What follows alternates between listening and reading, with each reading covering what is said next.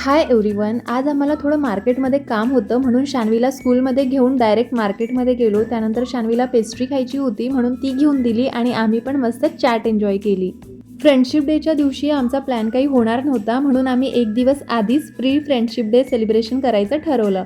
म्हणून सायंकाळी आम्ही आमच्या फेवरेट कॅफेमध्ये आलो. आम्ही मैत्रिणी आणि आमची मुलं सगळ्यांनी मिळून खूप मजा केली.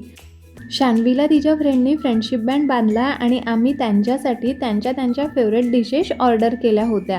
आधी त्यांचं खाणं पिणं झालं आणि ते मस्त खेळायला लागले. आणि आम्ही असं ठरवलं की यावेळी नेहमीसारखं न मागवता काहीतरी नवीन ट्राय करूया.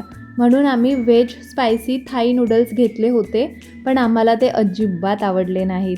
म्हणून मी शक्यतो नवीन काही ट्राय करायला जात नाही. भरपूर गप्पा आणि मस्त वेळ एकत्र घालवल्यानंतर आम्ही घरी निघालो. आणि इतकं गरम होत होतं ना की घरी आल्या आल्या मी आधी केस बांधून घेतले आणि हा इतका पसारा पडलेला होता बेडवर, तो आवरायचा होता मला आधी. आणि हा बेड साईड टेबल आहे, तो पण मला आज आवरायचा होता, पण तो पुढच्या मिनी व्लॉगमध्ये बघूया.